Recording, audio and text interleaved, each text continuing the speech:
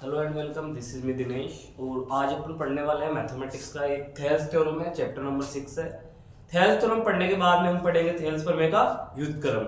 और थेल्स प्रमेय का व्युत्क्रम हम पढ़ चुके हैं, जो क्लास आपको मिल गई है। लेकिन उसको पढ़ने से पहले आप थेल्स थ्योरम जरूर पढ़े। थेल्स थ्योरम आप समझ पाओगे तो थेल्स प्रमेय का व्युत्क्रम आप लोगों को बढ़िया से समझ आने वाला है। तो थेल्स प्रमेय होती क्या है?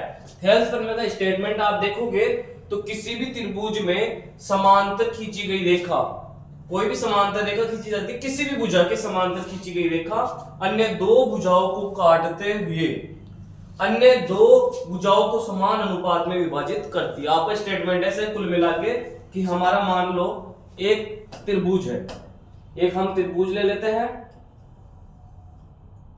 एक हम क्या करते हैं त्रिभुज ले लेते हैं।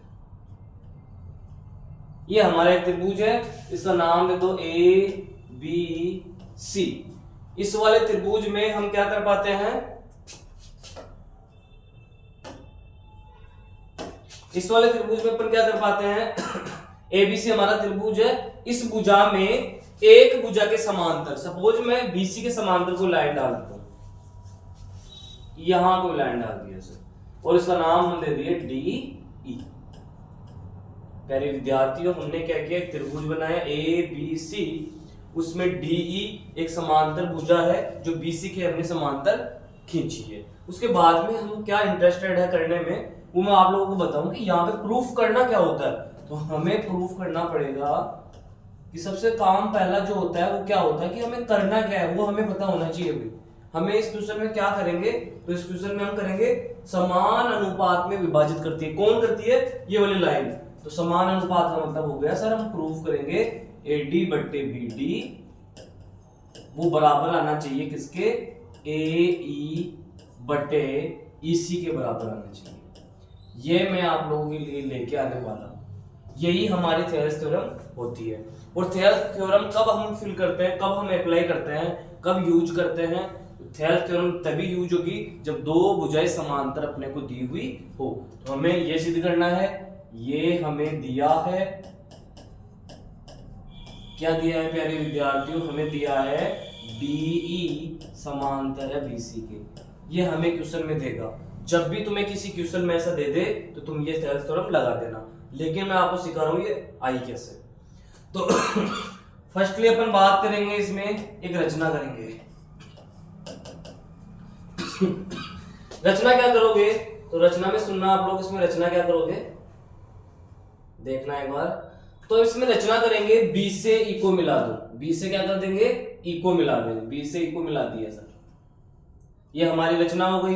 फिर हम करेंगे डी से सी को मिला दिया, ये काम करेंगे। पहली बात क्या किया, मैं रचना कर रहा हूं, बी से ई को मिला दिया और सी से डी को मिला दिया। पहला काम आप ये लिख देना, बी से ई को तथा सी से डी को मिलाया। बढ़िया से आप एक एक स्टेप समझोगे। बी से ई को मिलाया, सी से डी को मिलाया, ये अपने को अच्छे से आनी चाहिए। उसके बाद में क्या करेंगे, अपन किसी भी त्रिभुज को सिलेक्ट करते हैं, कोई भी ट्रायंगल अपन लेते हैं तो उसमें एक परपेंडिकुलर हाइट हमें चाहिए होती है। तो रचना में एक बात और लिखेंगे कि सर हम डी से एक लंब डालेंगे, डी बिंदु से एक लंब डाल दिया, उसको हम कोई नाम दे देंगे, एम नाम दे देंगे। तो मैं क्या लिखूंगा, तथा डी एम लंब ढाला है किस पे, ए ई पे, डी एम लंब है ए ई पे, एवं, और साथ में क्या करोगे आप लोग, इससे भी ढालोगे ए डी पे, तो इसको एम नाम दे लो। लंब का मतलब 90 डिग्री बना लिया, 90 डिग्री। तो यहां कहोगे आप एवं ई एन, जो हमने ई एन लिया वो परपेंडिकुलर है एडी पे, परपेंडिकुलर है एडी पे। डियर स्टूडेंट्स, ये अपना डायग्राम कंप्लीट हो गया है। क्या हमें गिवन था वो हमने पुट किया है, क्या हमें प्रूफ करना था, ये हमने एक रचना की है, छोटा सा काम कि इसको इससे मिलाया, इसको इससे मिलाया और दो लंब डाल दिए। सर सारी चीजें समझ आती है, पर आपने ये काम क्यों किया? तो आप लोगों को मैं जानकारी के लिए बता दूं, ये हम क्या करेंगे, त्रिभुजों को सिलेक्ट करेंगे, उनका एरिया लेंगे, उसके बाद में इसका प्रूफ कर लेंगे। तो फर्स्टली अपन क्या करने वाले हैं कि हमारे पास AD बट्टे BD दिख रहा है, तो ए बी साइड तो ये रही और बी डी साइड ये रही, ये अपन लेने वाले हैं। तो मैं क्या करूंगा, ये वाला और ये वाला त्रिभुज लूंगा। फर्स्टली मैं क्या करने वाला हूं, तो ध्यान से सुनना। अब मैं इसकी उत्पत्ति कर रहा हूं, इसका प्रूफ कर रहा हूं। तो firstly now taking a triangle, सबसे पहले क्या लूंगा, त्रिभुज ए डी ई का क्षेत्रफल। और ये भाई आप लोगों को सबको याद होना चाहिए कि त्रिभुज का क्षेत्रफल होता है 1/2 गुणा आधार गुणा ऊंचाई।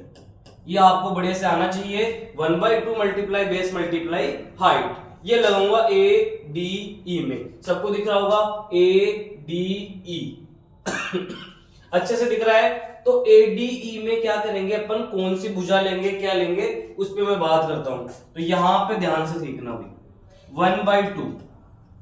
अब मेरे को चाहिए AD और BD चाहिए। अगर मेरा BD है, यदि मेरा BD है और BD पे परपेंडिकुलर ये जा रहा है क्या, नहीं सर परपेंडिकुलर जा रहा है ये, तो 1/2 मल्टीप्लाई बेस, और बेस हमारा क्या हो जाएगा AD,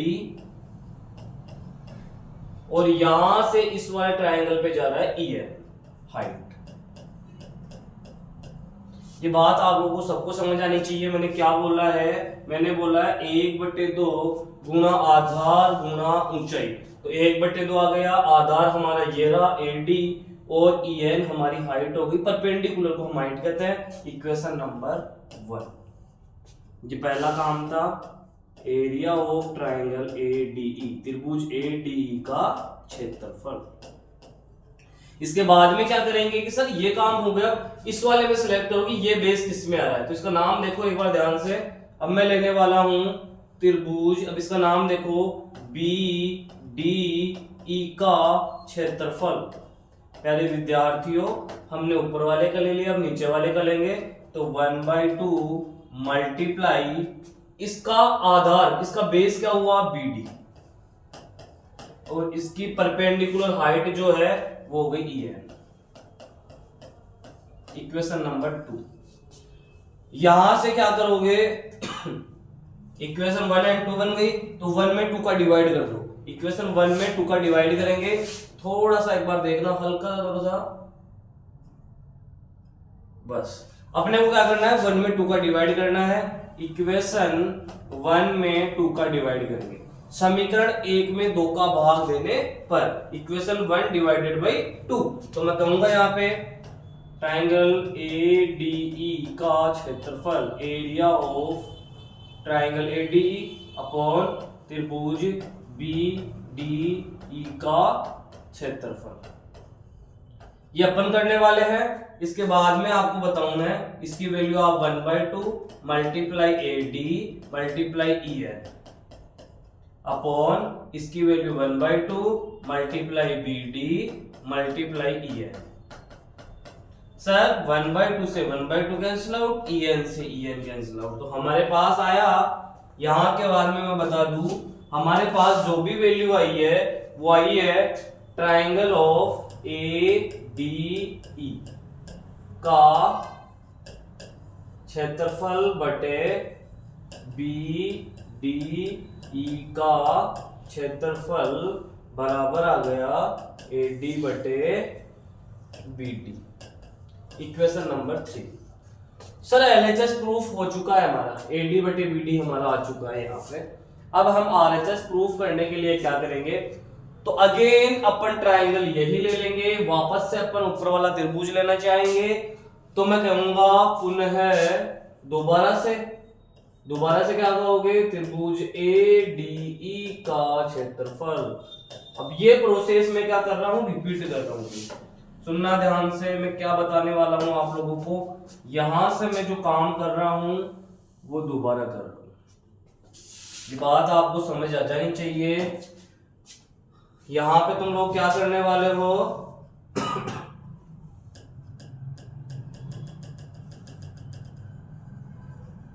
यहां से तुम लोग क्या करोगे, सुनना देखो। ADE का क्षेत्रफल इक्वल टू 1/2 मल्टीप्लाई, पिछले बार हमने परपेंडिकुलर हाइट कौन सी ली थी, EN, तो अब की बार ले लेंगे DM वाली। डीएम वाली परपेंडिकुलर हाइट अपन ले लेंगे तो 1/2 मल्टीप्लाई बेस हमारा है AE और perpendicular height DM. Equation number 4 कह दीजिए। सेम काम करोगे सर, इस वाले का काम कंप्लीट किया तब के बाद इस वाले का करो कंप्लीट। तो अपन AE ले लिए, अब करेंगे ट्रायंगल ऑफ, ध्यान देना कौन सा लूंगा मैं, AE मेरे को चाहिए था, मैंने ले लिया। EC कहां आ रहा है, बोले यहां आ रहा है सर, क्योंकि EC भी मेरे को चाहिए।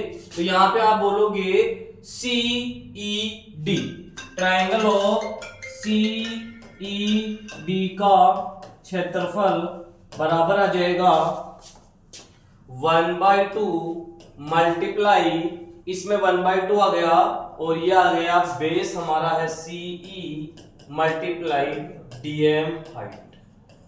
सो डियर स्टूडेंट्स, यहाँ पे इक्वेशन नंबर 4 एंड 5, 4 में 5 का डिवाइड करेंगे तो हमारा, एक बार नेक्स्ट उसमें देख लेते हैं अपन करेंगे इक्वेशन 4 डिवाइड बाई 5। समीकरण 4 में 5 का भाग दूंगा तो 4 में 5 का भाग देने के लिए एक बार थोड़ा सा अपन देख लेते हैं। ADE और CED, ADE लेना है ऊपर, तो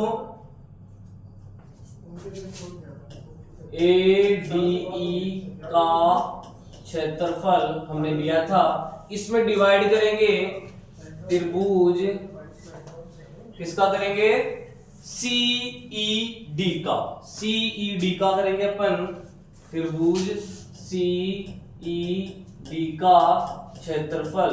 अब इनकी वैल्यू रखेंगे 1/2 मल्टीप्लाई, और यहां भी आ रहा है 1/2 मल्टीप्लाई, और मल्टीप्लाई में क्या वैल्यू है वो अपने को पुट करनी पड़ेगी, ये वाली AE और DM, और नीचे वाले में CE और DM। आगे देखो एक बार, AE और EC और DM और यहां भी DM। आप लोग देख पा रहे होंगे कि सर 1/2 से 1/2 कैंसिल आउट, DM से DM कैंसिल आउट, तो हमारे पास रिजल्ट आया ट्रायंगल ऑफ ADE, और उसका एरिया हमें लिखना है, और यहाँ पे अपने को CED का एरिया लिखना है, और इक्वल में आया AE upon EC। Equation number 4, 5, 6 आ गई क्या, इक्वेशन 5 तक अपन कर लिए थे, तो इक्वेशन नंबर 6, इक्वेशन नंबर 6 है।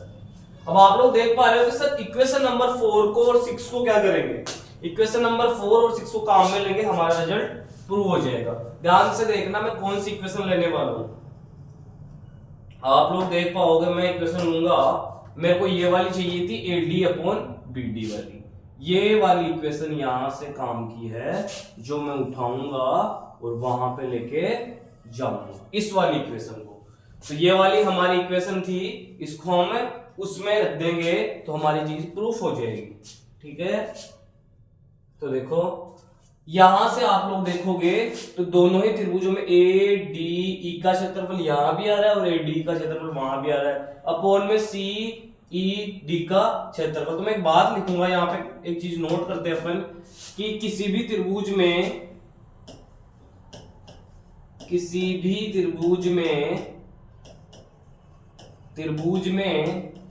एक ही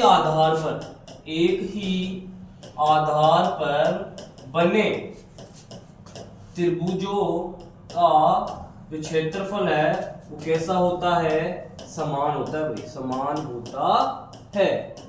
तो हमारे पास ऊपर वाला तो सेम है, आप इक्वेशन नंबर 3 में देख लो और इक्वेशन नंबर 6 में देख लो, ऊपर तो ADE दोनों में सेम है, नीचे वाला चेंज तो ये भी दोनों में सेम बन जाएगा। इट मींस मैं कह रहा हूं समान होता है।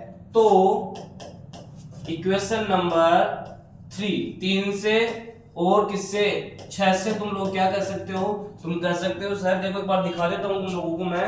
इक्वेशन नंबर 3 मेरी थी AD बटे BD, यहां पुट कर देंगे AD बटे BD, और इसका रिजल्ट आ रहा है AE बटे EC।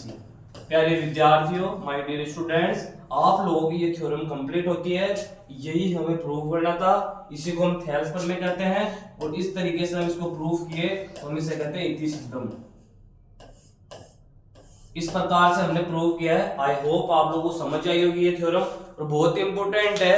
आपके 6.2 के कंप्लीट क्वेश्चंस इसी थ्योरम से हो जाएंगे, और थेल्स थ्योरम का व्युत्क्रम, ये दो थ्योरम्स आपको कंप्लीट करवाई है, इन दोनों से आपका ये कंप्लीट हो जाता है। ठीक है।